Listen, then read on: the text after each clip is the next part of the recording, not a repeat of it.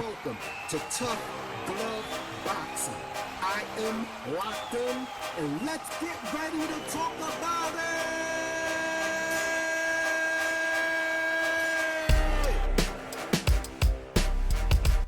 What's good, everybody? I'm locked in. Welcome to another episode of Tough Glove Boxing. So, today, we're going to get into the conversation of Tyson Fury. Number one, can we all agree at this point in time, right?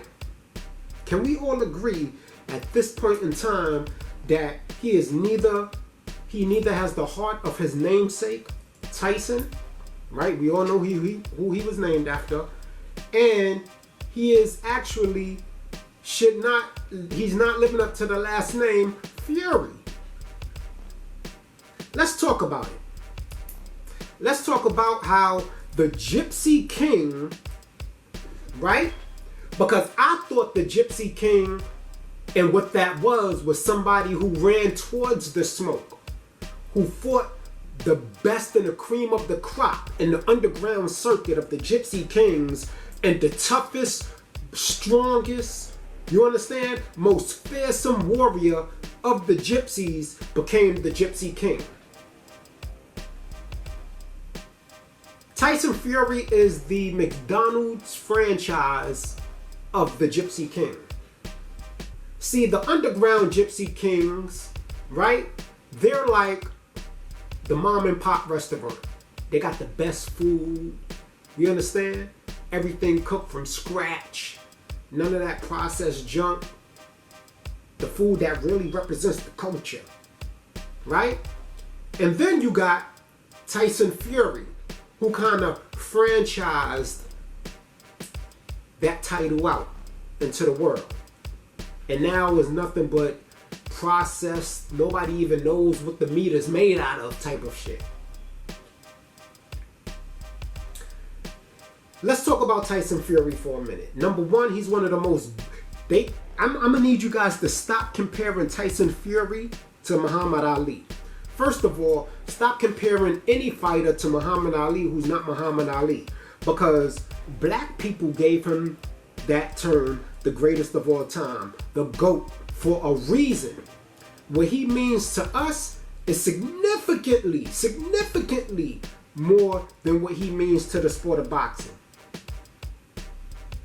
But nobody knows the history of Muhammad Ali and why he's held in such high regards amongst the black people here in America. Right? Y'all think we just talking about his boxing career. His boxing career is about 30% of what made him great. But we're not going to get into that right now. But what I'm going to need you to do is stop comparing Tyson Fury to Muhammad Ali. He's not 1/3 of the man that Muhammad Ali was. And he's damn sure not 1/3 of the man that Mike Tyson was, as far as a fighter goes, when it comes to Mike Tyson or Muhammad Ali. Right? Tyson Fury, his new term, as you saw in the thumbnail, is going to be Tyson the Terrified. His most notable fights, now stop me if I'm wrong, Vladimir Klitschko, right? Who was a little beyond his prime, but still an elite fighter at the age Tyson fought him, right?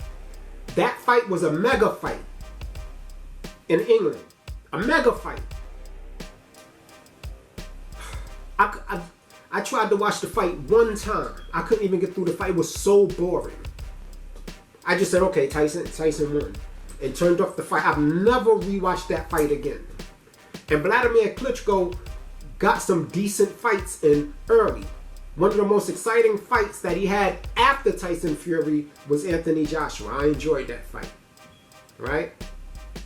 At least there was some drama in that fight. There was some excitement in that fight. But his fight with Tyson Fury, then it was supposed to be a rematch, right? But there was this whole doping controversy around Tyson Fury getting caught taking PEDs, cheating, to put it exactly, which is probably why his ass tried to kill himself and gained all of that weight after what was supposed to be the most greatest, most glorious period of his career. Yeah, that's what happens when you're a shit person who doesn't deserve what you have because you cheated. So if you cheat, you know, some people in life, they can cheat and feel good with that victory as long as nobody knows they cheated. Right?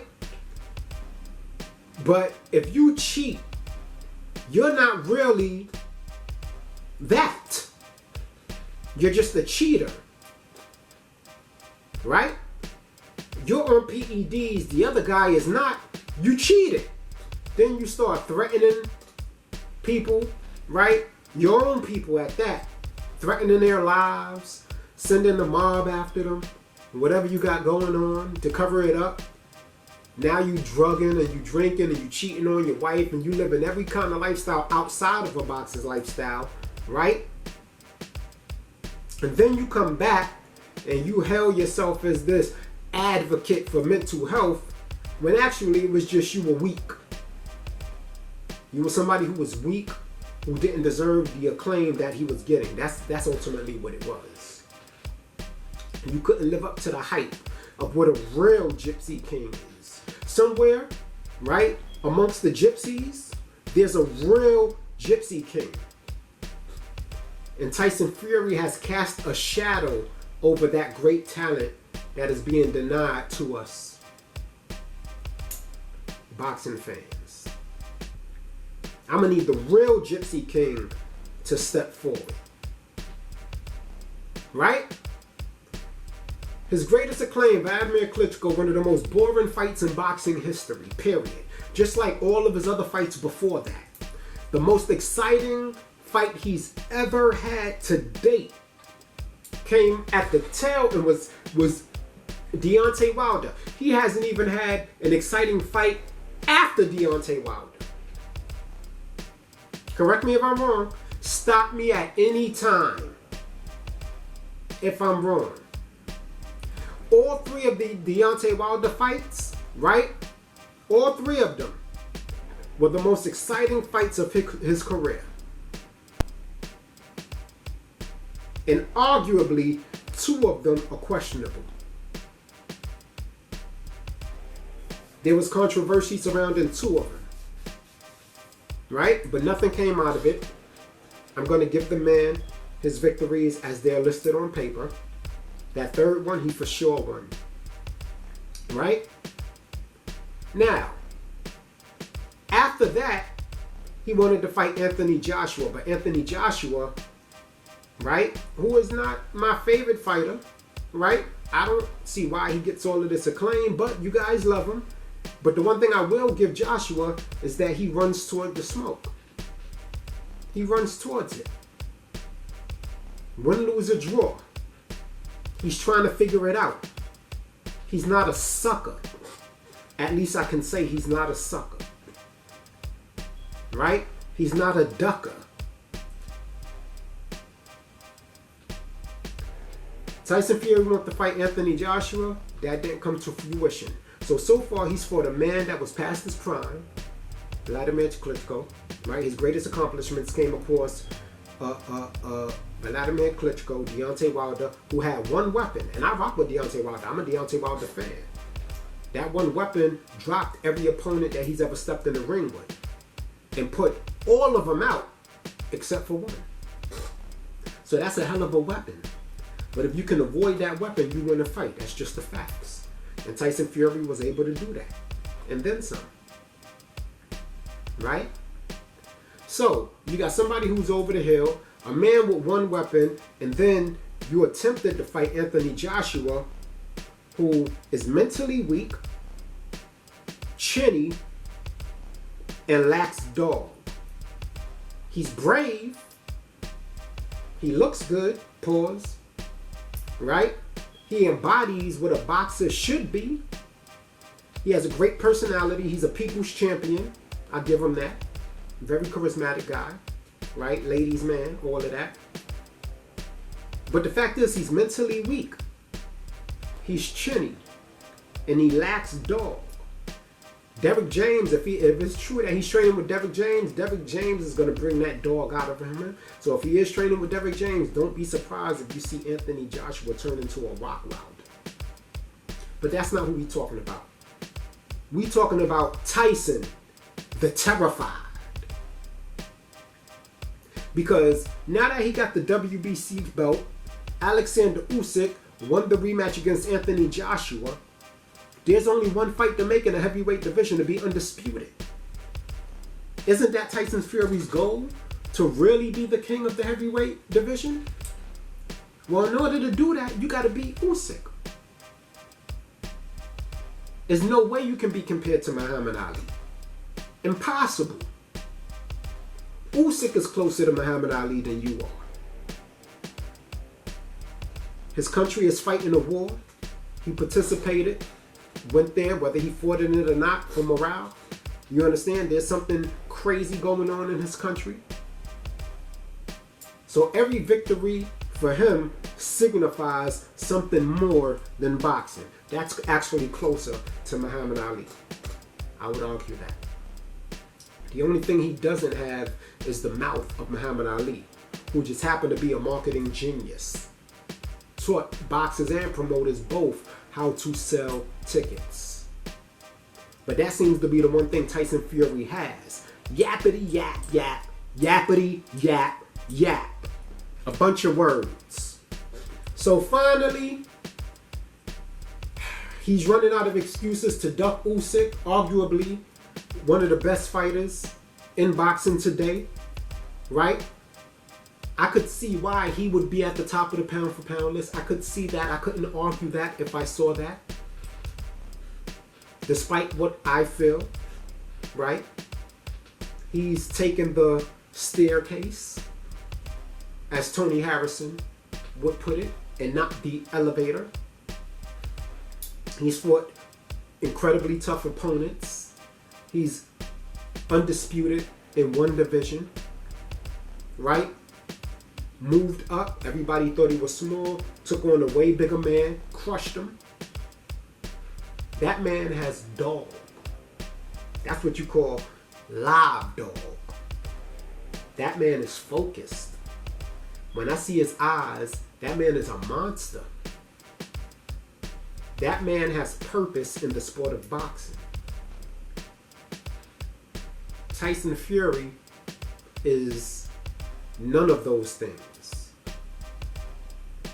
But instead of saying he doesn't want to fight Usyk, he wants to just fight tomato cans and people he know he can beat and make as much money as possible before he retires, right? So he can say he retired undefeated. He comes up with all of these reasons why he can't fight Usyk. After his fight with Derek Chirosa, which really was one of the most unimportant fights in boxing, he was in Usyk's face yapping. Yapping. I've never seen a man so big, Goliath, in the sport of boxing, sounding like a chihuahua. Usyk was just looking at him. Everything Usyk needed to say, we understood from his gaze. Am I lying? Right? What were we all thinking when Usyk was looking at Fury? And Fury was doing all of that talking. What were we all thinking? So recently Tyson comes up. Y'all have all seen the clip, so I ain't going to play it. Talking about, if you don't accept 70-30, there's no fight, take it or leave it, period. If you don't take, I'm the star, I'm the bigger name. If you don't accept 70-30, I'm not fighting. Tyson Fury said that. Usyk said right away. Tyson had a deadline on it, said you have a day.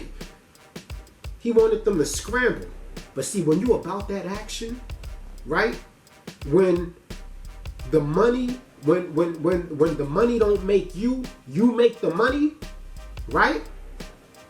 When you have purpose in life, see, everybody knows when you're chasing your purpose, right? The bag is a side effect of you chasing your purpose. It shouldn't be you chasing a bag and then the purpose is the side effect. That's not how it works. Immediately, Usyk said, I'll take it. I'll take 30% greedy belly. Just donate $1 million to the Ukrainian war effort. That's it. But I'll take it. Right? Now, Tyson Fury comes out with a video showing he's training, getting ready for the fight. Then he comes up with another video talking about, hey, you want a rematch clause? Forget about a rematch clause. Now, the man already took 70-30. Nobody brought up a rematch clause. Nobody knew anything about the details of the contract or a rematch clause. But Tyson decided to publicly make an announcement and say no rematch clause. Let the man who wins walk away with the glory and all of the jewelry, and the other man walk around with his dick in his hand. Y'all heard it. Usyk said, look, man, it was your side that wanted the rematch. Made Tyson look completely fucking stupid. So what does Tyson do? He goes online, right? He sniffs or shoots a shot of heroin or some speed, or I don't even know how you take meth or speed. Whatever he does, he did it. He got high. Took a few shots. Threw back a few shots. Told the prostitutes, listen, I'm gonna go on camera for a minute. Y'all wait over there. I'll be right with y'all. So now he's juiced up. He's fired up. And he goes on the internet. And he sees all of his fans jumping ship, holding their head down, while others berate and belittle him. And his coke-laden, speed, methamphetamine mind goes crazy. And then he comes back online and goes, aha! You got the worst manager in the world. You accepted a ish deal. And that's when pretty much all of his fans start just jumping overboard. The sharks are happy. Plenty of food in the water. Tyson Fury fans. Why? Because he exposed himself. He said, I'm the biggest star. You don't negotiate with me. You have to accept 70-30 or there's no fight. There was no room for negotiation. You have 1 day to agree or the fight is off. Those were the words that came out of his mouth. So how is it that Usyk's manager is dumb for allowing him to accept the fight when Usyk said that his goal was undisputed, which was your goal? You see, that sounds familiar. I remember a Devin Haney going to Australia under the similar circumstances because he makes the money doesn't make him. His goal was undisputed and he stayed that course. Tyson Fury said his goal was undisputed and then shot a hole in his own boat. Usyk said he wanted to be undisputed and he stayed his course. See, I usually have pictures switching back and forth of different fighters that I'm talking about during the video, but all we need right now is Usyk's picture. The bear, I call him. The Ukrainian bear. The grizzly of the heavyweight division. No disrespect to Joe Joyce. Another one that I believe would beat the dog shit out of Tyson, but we all know Tyson ain't about to fight no Joe Joyce. He was capping at that fight. Joe Joyce is the last person that Tyson Fury would even look at in a realistic situation to fight. But let's stay where we are right now. The only picture you need to see of Tyson Fury is the one in my thumbnail, because that represents what he looks like right now to the rest of the boxing world. Now, I give it to Tyson.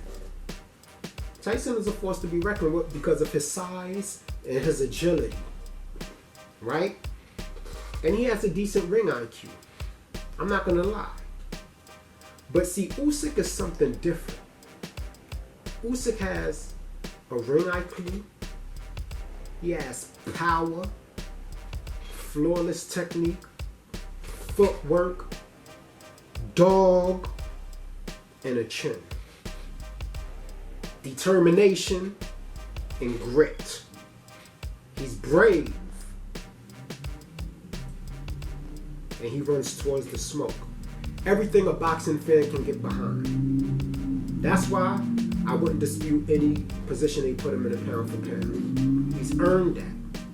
He took the stairs in Tony Harrison's analogy. Anyway, I just wanted to come and give my thoughts about the great Gypsy King, right?